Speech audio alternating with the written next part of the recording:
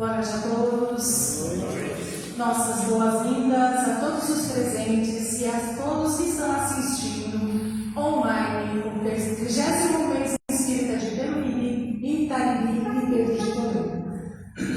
Lembramos que todas as palestras do mês espírita estão sendo transmitidas ao vivo e ficarão gravadas no Facebook da USE Peruíbe, seguindo a programação. O tema Caminho do Novo Milênio, Ciência, Espiritualidade, Sociedade e Transformação aborda a busca por um novo paradigma para a sociedade do século XXI, que integra avanços científicos com a dimensão espiritual e a importância da mudança social. Essa abordagem reconhece que a sociedade moderna, impulsionada pela ciência e tecnologia, também precisa de uma dimensão ética de propósito que venha da espiritualidade. E é isso que a USE quis trazer para nós esse ano, a ideia de uma transformação social como uma mudança significativa na sociedade, que vai além do progresso tecnológico. Uma sociedade que se transforma em direção a valores como a justiça social, a sustentabilidade ambiental, o respeito pela diversidade e a promoção da paz. A espiritualidade busca promover a mudança social, incentivando o desenvolvimento de valores éticos e o engajamento em causas sociais, contribuindo para o bem-estar da sociedade e do planeta. Nas palestras deste mês foram abordados temas como consumismo, burnout, disciplina do pensamento, responsabilidade sobre a palavra e redes sociais e comunicação não violenta, assuntos importantes para a nossa conscientização. Vamos neste momento convidar a Thaís para fazer a prece de abertura.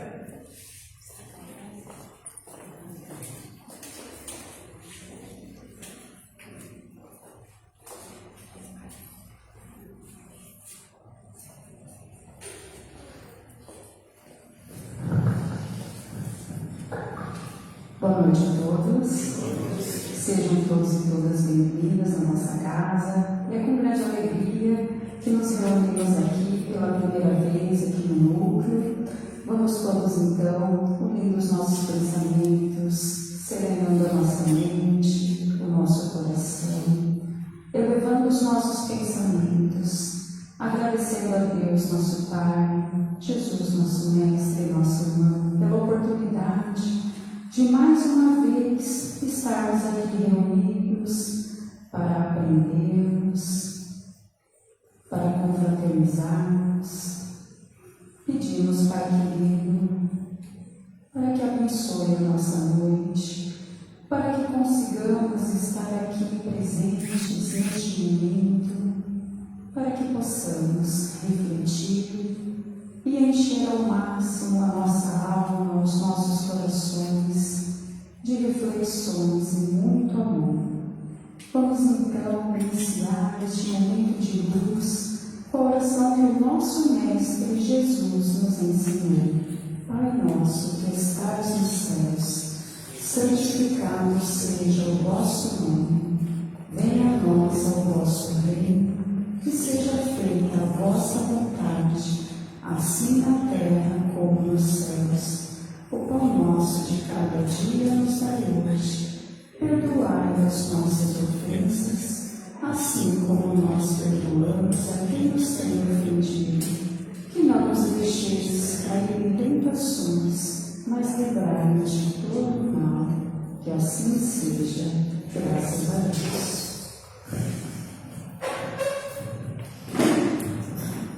Obrigada, Thaís. A música no cenário espírita tem objetivos muito mais nobres do que podemos imaginar. Sua harmonia é uma espécie de sentimento que tem o poder de nos elevar a um estado de consciência superior, nos conectando com o nosso Pai Maior. Para nos ajudar nessa elevação musical, convidamos Rafael Alfino e Rafael Borraço.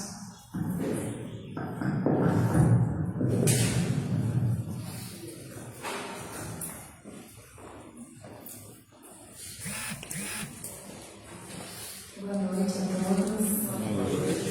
Muito obrigada mais uma vez pelo convite. É sempre uma alegria participar desse evento.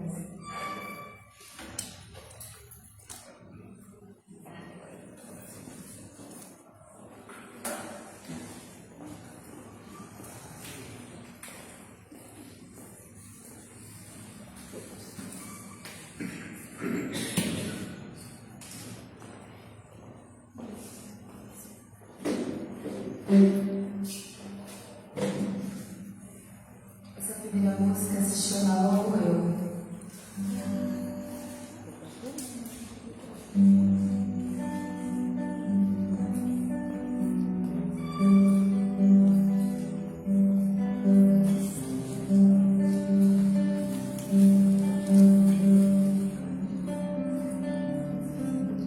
Logo eu que te neguei por vezes mais de 3, que me perdi no desvario da vai insensatez. Logo eu, a quem Deus tanto fez. Logo eu que sempre resisti e questionei, eu que escutei o teu chamado e ainda hesitei. Logo eu,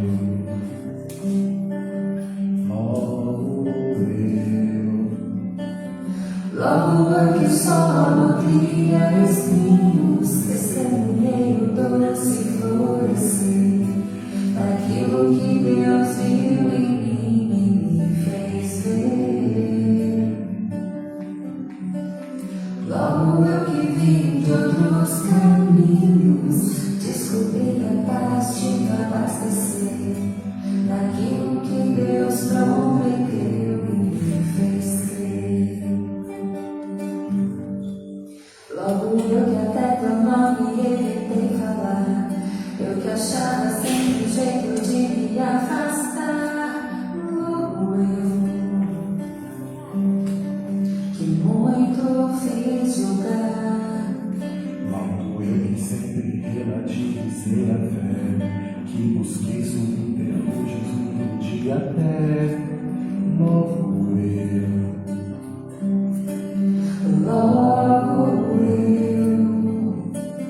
Logo eu que só nutria espinhos, testemunhei o doce florescer daquilo que Deus viu em mim e me fez ver.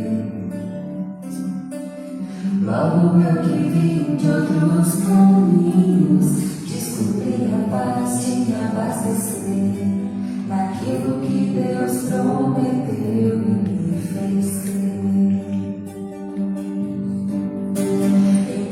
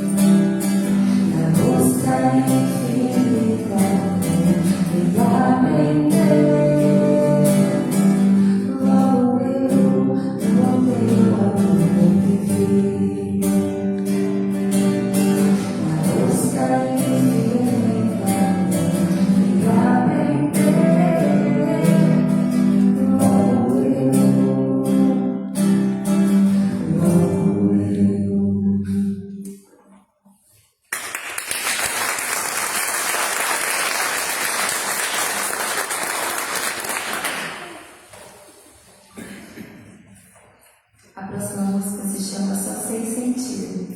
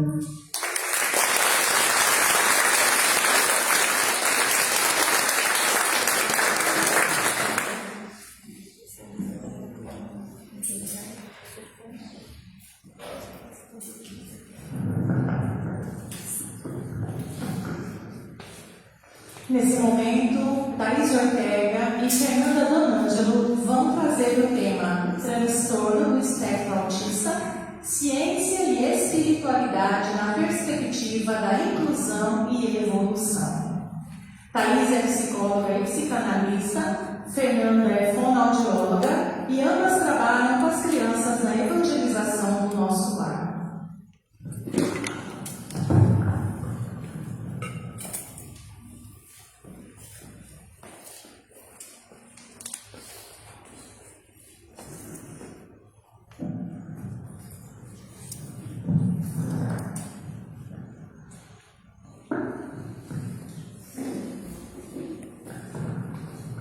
Boa noite a todas as pessoas presentes, aos que estão nos assistindo. assistindo. Vamos falar um pouquinho hoje sobre o transtorno do espectro autista. A ideia é que a gente conversar, né? Vai ter um momento aí frente para a gente fazer as perguntas e trazer um pouquinho do nosso conhecimento, fazer relações com a espiritualidade e com como nós, enquanto sociedade, podemos contribuir nesse contexto. Pode passar.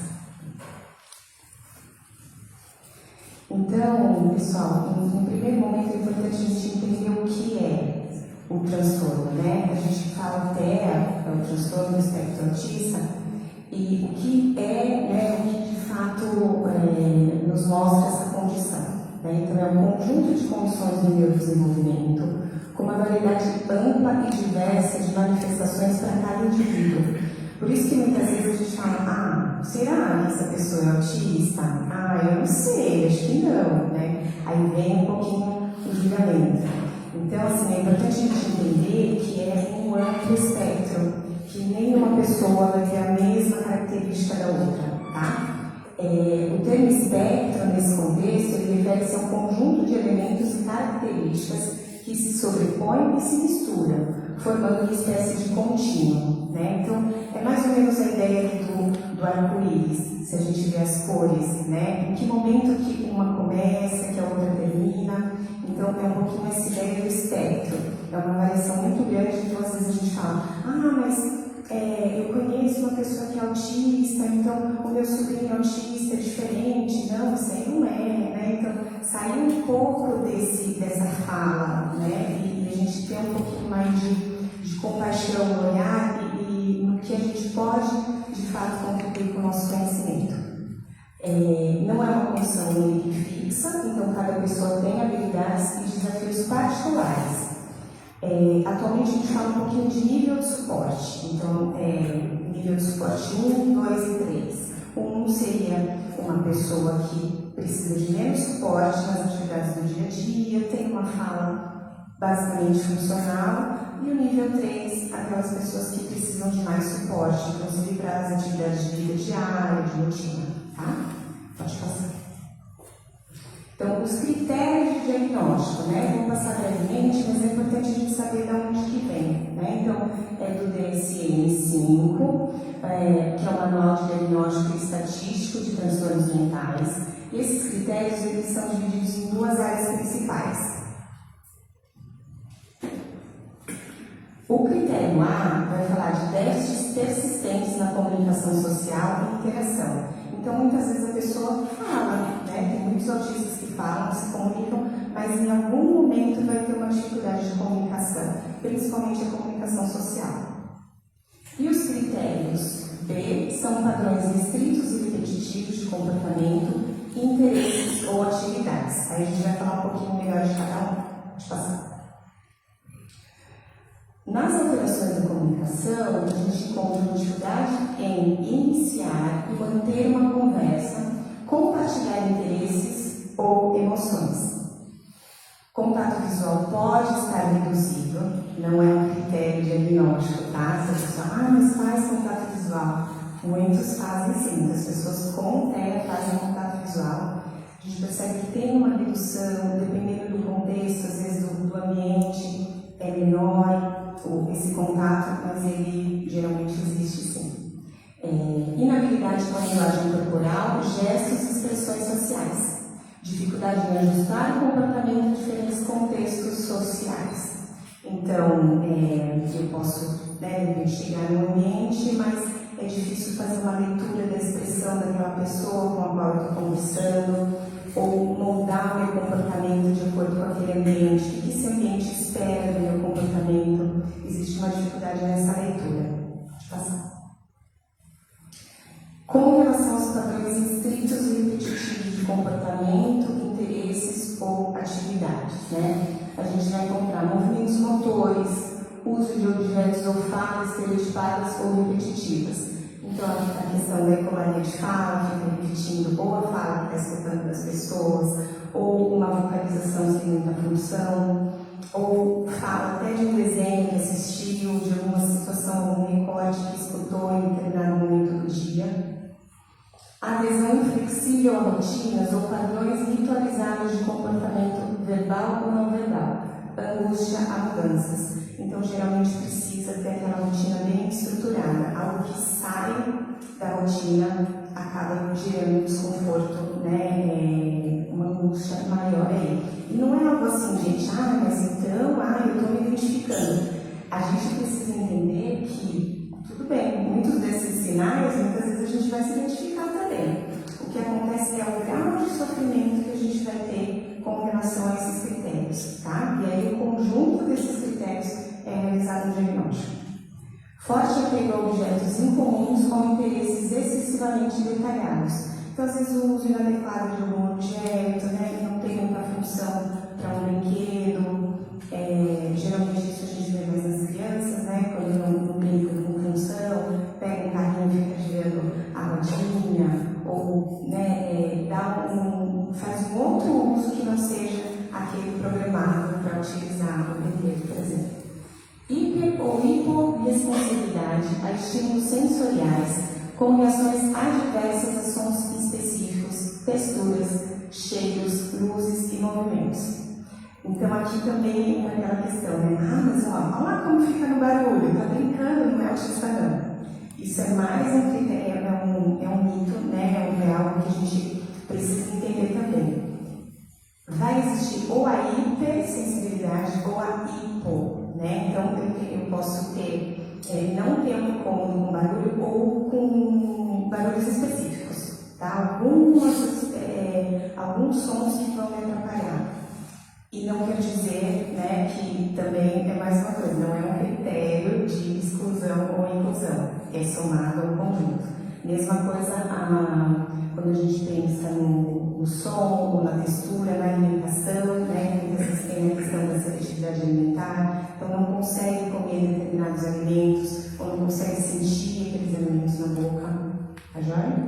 Pode passar. Quais são as causas do transtorno do espectro autista? Então, assim, o que a gente tem de dado científico atualmente é que envolve uma série de fatores genéticos e ambientais. Nos fatores genéticos, a gente entende que são grupos diversos de genes que vão formar diferentes tipos de autismo. Tá? Então, é o que a gente falou, não vai ser um autista exatamente como o outro. Tá? Tem também possibilidades de comorbidades, né? Uma deficiência intelectual ou uma outra patologia associada. Tá? Isso vai caracterizar o perfil de cada um. E dentre as causas ambientais, a gente verifica fatores intraútero. Então, algum uso de medicação, prematuridade, sofrimento fetal, idade paterna ou materna, sempre relacionado a esses conjuntos de genes. Então, não é uma coisa só, prematuro vai desenvolver autismo, não. Tá? É um conjunto dos genes junto com uma situação, uma causa ambiental, e aí a gente chega no critério. O ambiente não causa autismo, tá? Isso é bem importante da gente entender, mas ele pode favorecer ou prejudicar o desenvolvimento da fala. Então, hoje em dia a gente fala, ouve falar a questão das telas, muitas vezes fala, fica muito tempo na tela, vai virar autista. Não, gente, não vai, tá?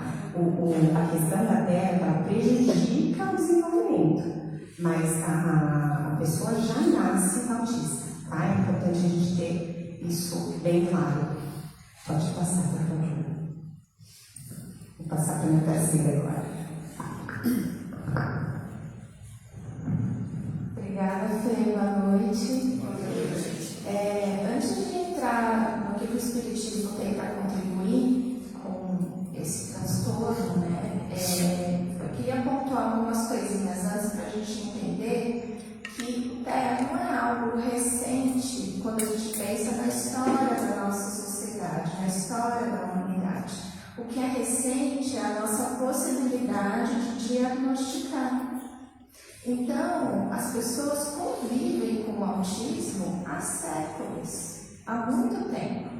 E hoje a gente tem casos de pessoas adultas recebendo diagnóstico. Poxa, mas se a pessoa é adulta e está recebendo diagnóstico agora, como que ela conviveu até agora com essa condição? Pois é, muitos conviveram com essa condição. E Então, quando a Fê começa a mostrar para a gente, né, quais são os critérios, quais são as características, e alguns de nós acabam se identificando com elas, é porque, de fato, são coisas que são próximas de nós. E aí o que ela traz da questão do sofrimento é o vital. A partir da observação do sofrimento de alguns indivíduos, é que começou a se identificar. Tem algo aqui que se repete.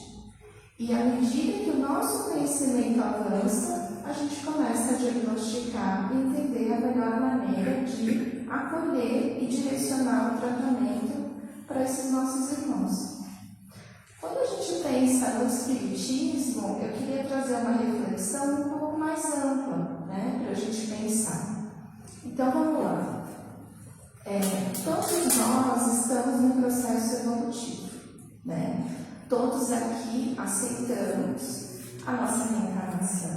A gente fez um plano reencarnatório e isso vai atender também a vários critérios. Quando a gente olha para uma pessoa com deficiência, ou a gente olha para uma pessoa com autismo, e imediatamente a gente pensa, nossa, esse sofre. A gente está sendo preconceituoso. A gente está colocando um julgamento em cima disso. E isso é uma construção nossa enquanto sociedade. A gente não sabe quais foram os critérios desse plano. A gente não sabe se aquele nosso irmão está em sofrimento ou está aqui para ajudar um outro irmão, para que a gente consiga, né, estudar mais, entender mais, aperfeiçoar o nosso conhecimento. Então, a gente não pode já partir do pressuposto de que é a vida de uma pessoa que reencarna com alguma deficiência ou com algum transtorno, imediatamente é uma vida sofrida. Quando a gente pensa em saúde mental, por exemplo, a saúde mental não é uma ausência de doença, ela é um período de bem-estar. Será que as pessoas com autismo podem ter uma vivência de bem-estar? Sim, podem, né? Outra coisa para a gente pensar.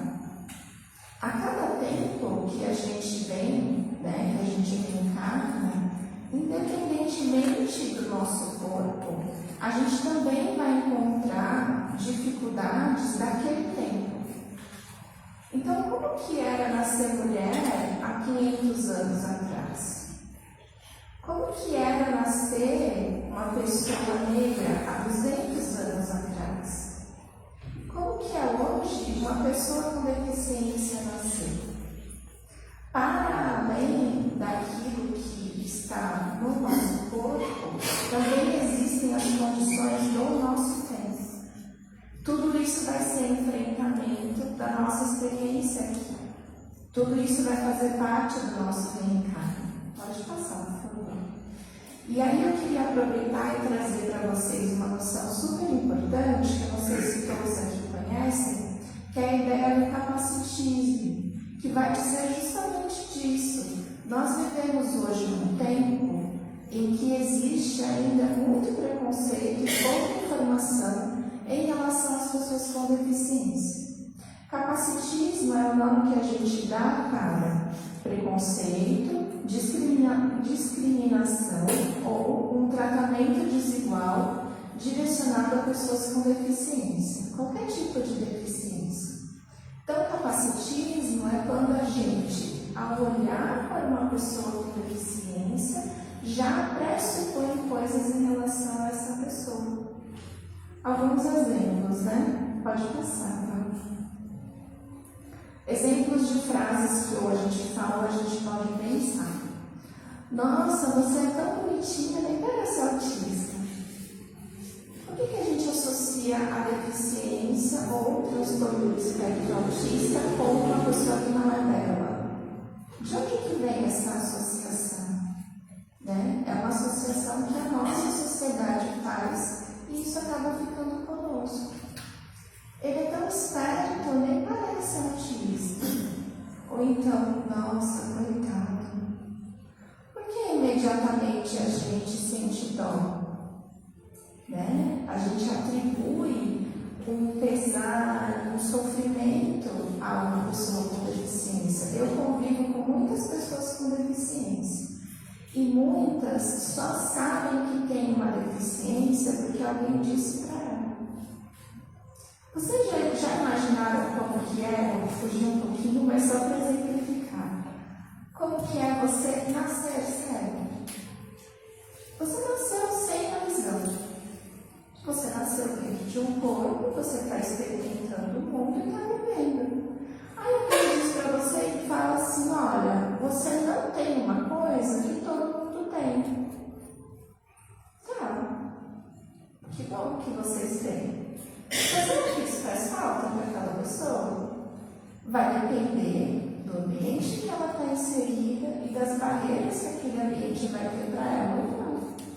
Então, se aquele ambiente foi pensado para uma pessoa que não enxerga, qual que vai ser a dificuldade dessa pessoa? A relação com as pessoas que enxergam.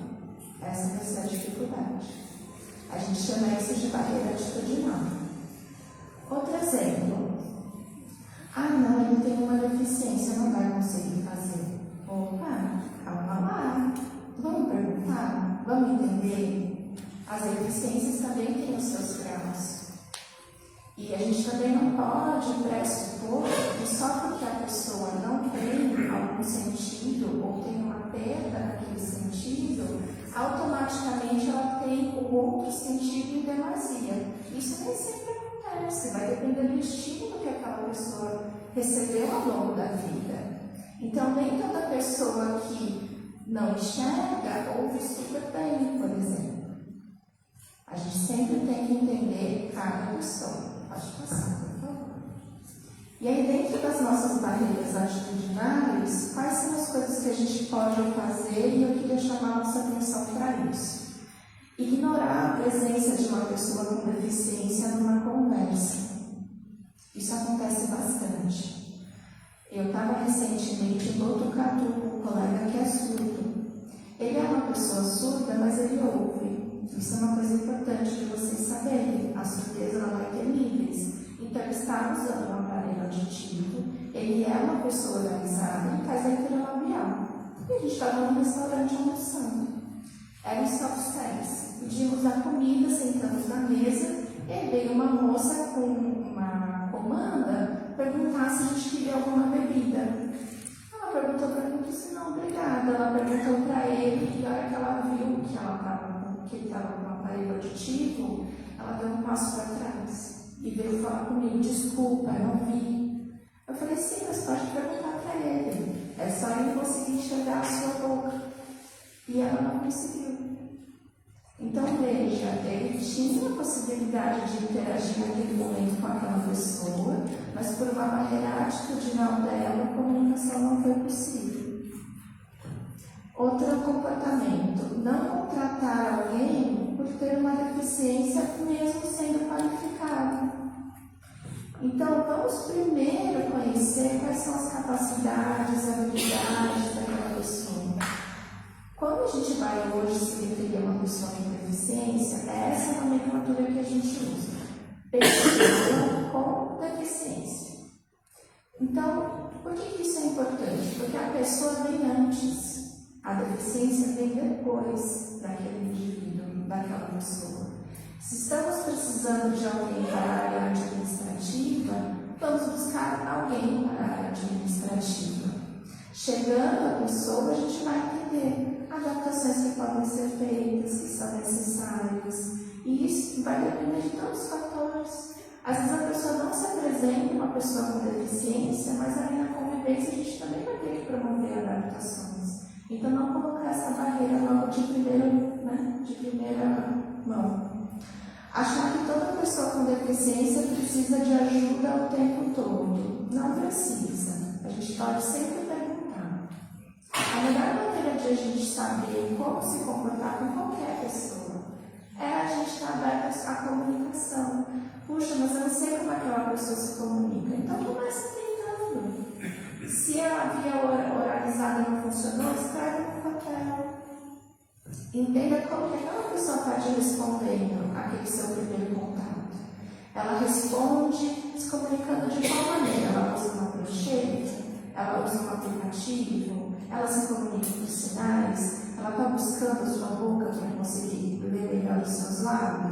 Fique atento a isso, mas não limite a comunicação. Utilizar espaços reservados como vagas ou assentos indevidamente. Isso acontece bastante, pessoal. Importante a gente reservar esses espaços. E aqui vamos colocar todo mundo.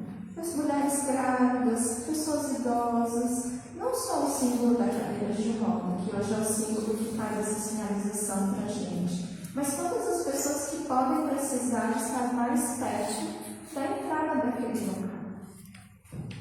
Fazer piadas com deficiências, isso ainda está muito com a gente, né? Eu brinco que a gente foi educado pelo sai de baixo, pelo trapalhões, e que essas questões ainda não eram questões sociais. Elas foram entrando, né, no nosso consciente, na nossa conduta um pouco mais à frente. Então ainda está dentro de nós. Quando a gente percebe que está indo por esse caminho, a gente pode se corrigir e pedir desculpa. Está tudo bem. Então, tipos de coisas que não são legais. A gente se referir a alguém como retardado, mongolóide, aleijado, né? Ou quando a gente está chamando alguém e fala, tá surdo. Não vamos fazer isso, né? A gente pode substituir as palavras por tantas outras, o nosso idioma é muito rico. Então, são reflexões para a gente começar a pensar. Vou passar para frente.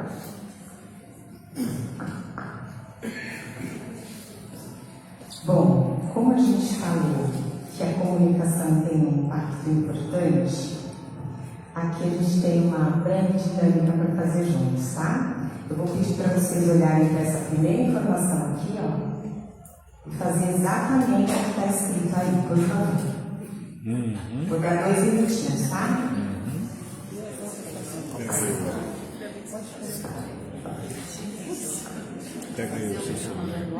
Para fazer o que está falando, está escrito aqui nessa primeira frase.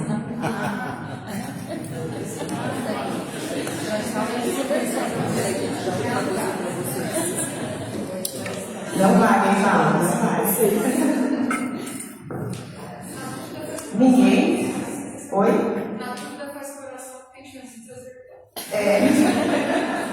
É uma boa. Não vai, né, gente? É chinês mesmo. Vou pedir para mim pesquisar por enquanto, porque é chinês. E aí não atingir a comunicação de vocês, né? Quando a gente fala essa coisa do déficit na comunicação, é um pouco essa sensação, tá? Que a gente, às vezes, mas agora tá escrito, eu coloquei, tá escrito, eu dei um tempo, mas ninguém fez, né? Então, muitas vezes a gente acha que está feito, que está dito, que está claro, mas ainda não está porque a gente não conseguiu acessar a comunicação do outro, que é um pouquinho que a Tata está falando também, né? Então, tem um segundo momento aqui, que a gente tem as figuras, e elas estão querendo dizer a mesma coisa. Vamos lá, se com as figuras a gente facilita para vocês. Alguém arrisca? Sônia? Eu já fiz, Fez? Sai da bolha. De levantar, sair da bolha. Procurou outro canto. Foi uma boa, né? Pode ir para o próximo, lá. Pode seguir. Podem fazer, por favor. Muito bem. Conseguimos. Aplausos para vocês.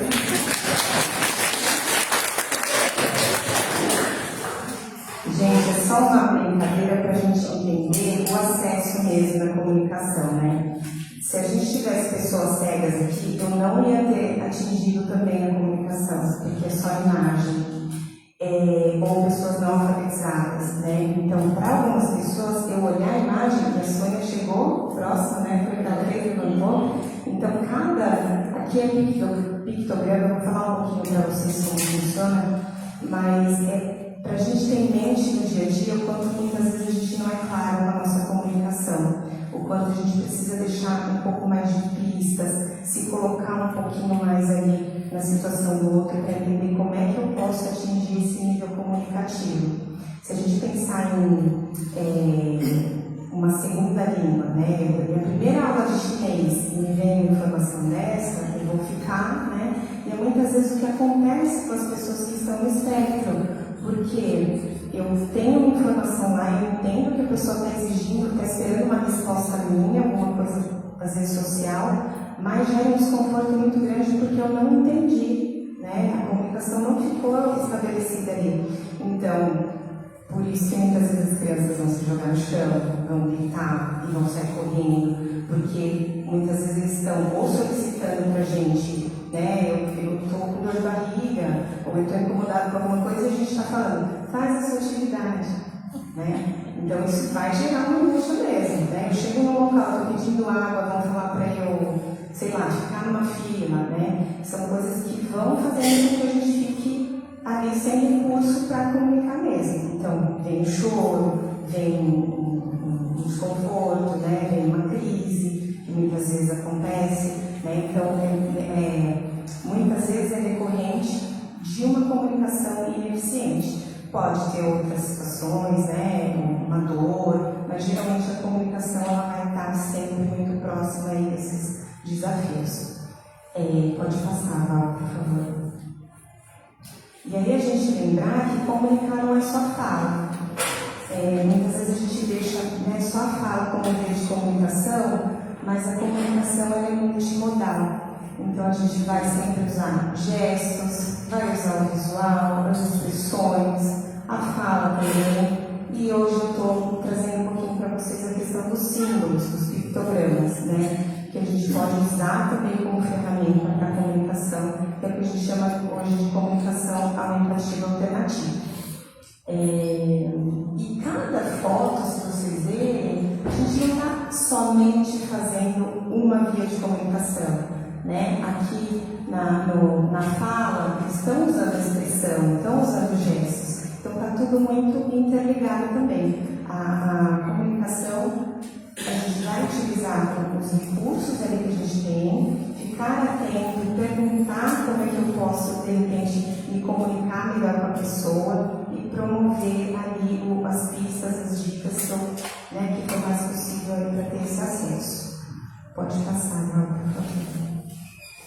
Então, pensando, né, eu estou de fora, eu não tenho um familiar, eu não tenho a minha experiência, eu gostaria, né, enquanto uma pessoa, enquanto sociedade, como é que eu posso ajudar? O que eu posso fazer? Ou então, às vezes, eu estou ali na rua e vejo uma mãe ali com um filho numa crise, ou uma pessoa ali que eu vejo que está precisando de ajuda, mas eu não sei o que fazer. Então, primeira coisa é sempre perguntar, né? Você precisa, para os pais, a gente vai se referir aos pais, aos responsáveis, ou ao adulto que está aí na situação, eu posso te ajudar, você precisa de alguma ajuda? Porque muitas vezes a nossa tendência por reflexo é, já pega a criança, né, já quer fazer alguma coisa, isso pode muitas vezes atrapalhar, né? Então é importante a gente perguntar como que eu posso te ajudar, você precisa de ajuda, ambientes ruidosos, né, se a gente percebe, a gente falou um pouquinho do sensorial, então às vezes o ambiente está muito ruidoso, é interessante, vamos abaixar esse som,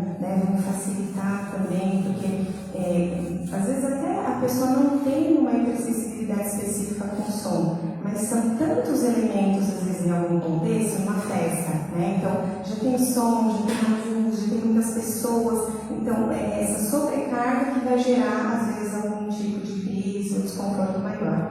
Então, o que a gente conseguindo, né, verificando com a família, diretamente com a pessoa, como é que eu posso organizar o uso de abafador, às vezes, né, se a gente sempre vê algumas pessoas utilizando, é para reduzir esse tipo de sonoro também, não é para fazer charme, tá? É porque o desconforto é muito grande, às vezes é bem importante. Então, perguntar a comunicação clara com as principais informações. Então, breve, né, poucas palavras, sem muitas. Às vezes a gente vai explicar algumas coisas, a gente começa a colocar muita informação que não tem necessidade. Então, ser mais breve, com umas palavras mais simples. A previsibilidade, que seria isso? Né? Acho que de todos, eu acho que todos são importantes, mas a previsibilidade é bem importante aqui, porque a gente vai falar de uma comunicação antes de algo acontecer. Então, se eu estou aqui e eu entendo que no meu público tem pessoas que estão no espectro, vai fazer de repente a gente vai, né, soltar umas luzes aqui, fogos lá fora, mas eu preciso comunicar, né, ó, pessoal, daqui 5 minutos a gente vai ter o som que vai acontecer tal e tal. Então isso é muito importante, porque a pessoa que tiver essa sensibilidade, ou ela vai se retirar um pouquinho, ou ela vai poder colocar o fone, ela vai se proteger, vai se preparar para aquele momento, tá? Mesma coisa com tempo, né? Que a gente fala, ó, daqui tanto tempo a gente vai para outra atividade, ou daqui tanto tempo vai acontecer tal situação. É bem importante a gente dando essa previsão, tá? As acomodações sensoriais, elas são algo que a gente vai também trazer um conforto no ambiente. O ambiente está muito ruidoso, então tem, de repente, uma sala que tem uma acomodação ali, um espaço mais silencioso, uma almofada, um abafador. A gente tem as fotos aqui, eu já vou mostrar também para vocês. E as pistas visuais, a comunicação aumentativa alternativa, que seriam os símbolos, tá? Então, de repente, eu posso ter no meu ambiente, no meu comércio ou no meu estabelecimento, eu posso ter lá esse ficou pequenininho, mas eu posso ter um carinho lá colocando, você é muito bem-vindo, né, com a figura, porque isso para quem está chegando é um cuidado, né, eu vejo lá que tem um pictograma, muitas vezes eu gosto de dar o exemplo quando a gente está num caminho diferente, nossa, eu não sei para onde que eu estou dirigindo, né? E aí, quando eu vejo uma placa, uma luz, né, que está me direcionando, eu fico ali esperando a placa. E se não tem, a gente fica perdido, né? E aí dá vontade de chorar, enfim. Quando tem a placa, eu me localizo. Então, a importância dessa comunicação visual. Ou mesmo estou chegando num lugar enorme, que eu não sei onde que é, que eu vejo ali o desenho do banheiro. Ai, ali eu já sei, eu estou mais tranquilo, sei que se eu precisar, eu vou ali. Então, essa é a ideia de trazer esses elementos visuais mesmo, tá? Pode passar. Então, aqui tem alguns exemplos. Por exemplo, no Rock in Rio foi utilizada essa prancha aqui, ó. Foi feita justamente para o evento do Rock in Rio do ano passado, se não me engano. Então, tinha ali as figuras, né? A pessoa que não tem, naquele momento, às vezes, um recurso para se comunicar pela fala, ela pode usar esses pictogramas apontando e comunicando aquilo que precisa, tá? E mesmo as pessoas que estão ali para auxiliar. Aqui é um exemplo de uma prancha de comunicação para ficar numa recepção. Eu trouxe um modelinho, depois no final vocês podem dar uma olhadinha aqui. Ou no café, né? Então são figuras, ó, eu quero pouco, tá quente, tem muito. Então é algo que, principalmente com as crianças que estão em aquisição da fala, a gente usa bastante apoio visual. Adultos, né, na época do Covid, a gente teve muitas pessoas que ficaram incubadas, então precisaram de um recurso também mais visual para se comunicar. Então é uma possibilidade aí de a gente manter a comunicação. Pode passar. Aqui, esse aqui de cima é um parque, né? Então um parque infantil. Tem ali também as figuras, os pictogramas para comunicação. Esse aqui é um exemplo de uma sala sensorial. Os estádios estão fazendo muito isso, né? Tem alguns estádios que têm um espaço ali de acolhimento sensorial para as crianças, as pessoas, os adultos que necessitam ali daquele momento para se regular. E aqui, esse é bem legal porque ele fala, é uma placa também informativa, mas ele fala justamente qual é dentre os brinquedos que tem nesse parque, qual estímulo sensorial você vai receber naquele brinquedo. Olha que legal. Então você já vai no brinquedo sabendo que você pode ter uma questão vestibular ali que vai, né, ou que vai te incomodar, ou que você pode participar. Então você já sabe quais os sentidos principais que vão estar aí. Já é o último esse? Vou passar para cá então, né?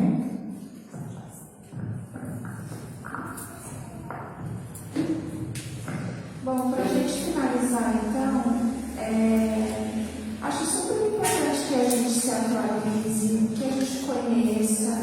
pessoas responsáveis, pessoas que estão por dentro do que está acontecendo.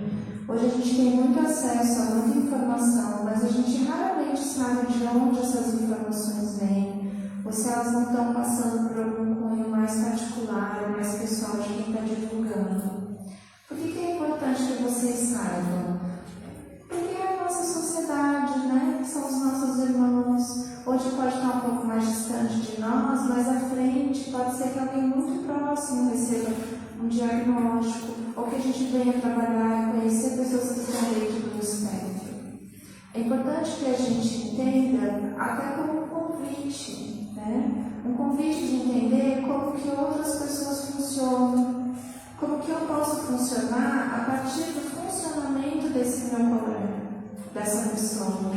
E até se perguntar, por que será que eu faço isso há tanto tempo da mesma maneira? Pode ser um convite interessante começar a fazer de uma outra.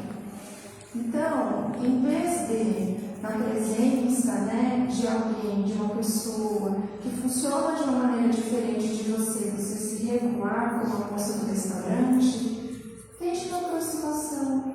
E a gente vai errar, gente. A gente vai errar. E tá tudo bem. A gente aprende assim. Então, se tiver uma pessoa acompanhando, a gente pode tentar um contato, pode aprender, pode se instruir. Da próxima vez a gente vai fazer melhor. Da próxima vez a gente vai pensar um pouco antes de fazer. Mas vamos pensar que a segregação nunca é o caminho. Né? Para a gente finalizar, eu queria deixar essa mensagem, né, de que Deus ama a todos nós sem distinção. É interessante a gente parar para pensar nisso, sem nenhuma distinção, não há. E por que há em nós? Né? Por que a gente fica com receio? Então, quando a gente estiver na presença de um irmão, vamos tentar ser gentis, caridosos e empáticos. E o que é a empatia? A empatia não é a gente se colocar diretamente no lugar do outro, porque sem a vivência desse outro, a empatia fica num lugar muito utópico, muito distante para a gente. Mas é você, como você é, sentir com a outra pessoa. E para a gente sentir com a outra pessoa, a gente tem que abrir completamente o nosso coração. Isso é empatia. Então, se no primeiro momento não der para se comunicar, não der para ir atrás, fazer um primeiro contato, abra o coração e vá abrindo o coração. Até que você ganhe coragem e vá lá e faça o primeiro contato. Agradeço pela atenção de todos, por essa oportunidade. Eu e a Fê estamos aqui disponíveis. A Fê trouxe vários materiais para mostrar para vocês também. Um primeiro contato, uma primeira possibilidade de se aproximar mais. Muito obrigada. Obrigada.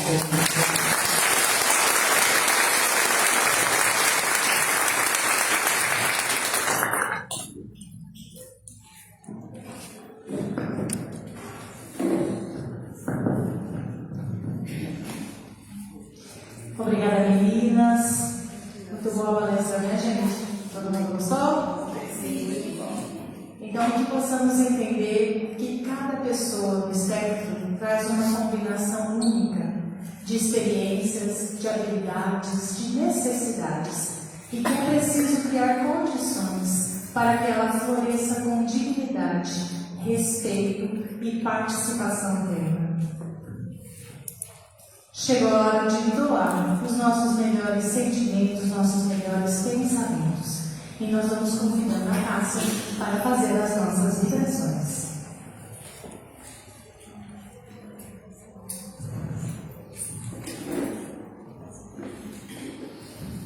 Nós vamos então nos abalando, vamos convidando a todos, mesmo aqueles que estejam em casa nesse instante, vamos fechando os nossos olhos, vamos percebendo que Deus nos envolve a todos com o seu amor, com a sua luz.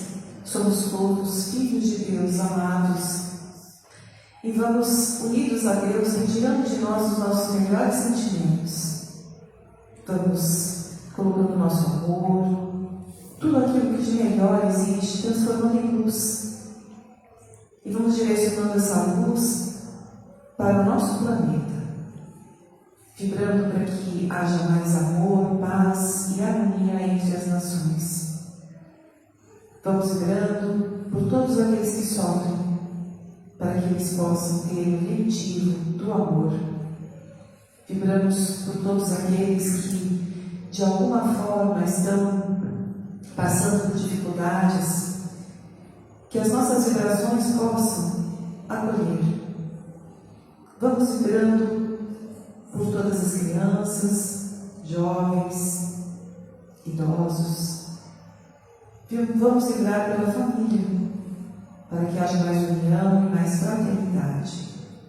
E nesse instante convido a todos para que vibremos pelo nosso lar, que cada um mentalize a sua casa, preenchendo todos os ambientes com luzes amorosas e fraternas. Que essa luz se expanda e a nossa casa fique iluminada. Essa luz vai higienizando, vai preenchendo cada espaço. Que possamos colocar as energias da generosidade, da paciência, da tolerância, para que a nossa convivência com os nossos semelhantes, com os nossos familiares, seja melhor. Vamos envolvendo todos os nossos familiares, desejando que eles tenham uma harmonia nas suas vidas, que eles possam ter saúde, alegria e possam superar as suas dificuldades. E por fim, vamos vibrando por nós mesmos, que essas luzes que caem do alto possam percorrer todo o nosso corpo, trabalhando cada célula, renovando as nossas energias, para que possamos ter saúde, alegria, que essas energias nos possibilitem fortalecer a nossa fé, a nossa coragem e a nossa disposição. E por fim, vamos vibrando para que todos nós possamos nos sentir incluídos dentro deste planeta. Que todos nós possamos nos sentir pertencentes a este planeta, a este universo, uma vez que somos todos filhos do mesmo Pai e nascemos da mesma fonte. Somos todos irmãos. Que essa consciência possa se difundir e possa se fazer presente no nosso dia a dia. Que o Senhor nos abençoe. Graças a Deus.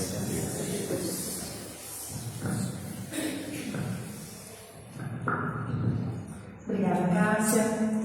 Amanhã, dia 25 de maio, despedida do nosso mês espírita, teremos o tema Conectados, mas Desconectados. O espírito e os desafios da era digital, com a palestrante Mariana Carlinda e a presença do grupo de vozes Nosso Lar. E vamos mais uma vez deixar a música nos elevar com Rafael e Rafael. Até amanhã.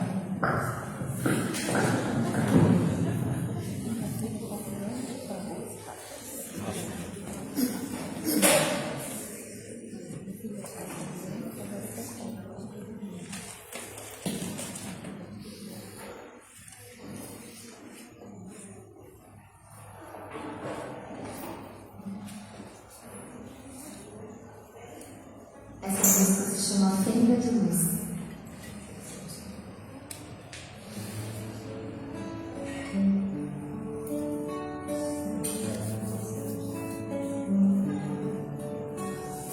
Peço a Deus que essa canção toque algum coração e amenize o pranto de alguém. Soe um canto qualquer, onde houver um ouvido voltado pro bem. Peço ao bom Deus todo dia que a sua alegria faça morar em meu ser. Dê-me meus lábios pra bem dizer. Dê-me meus lábios pra bem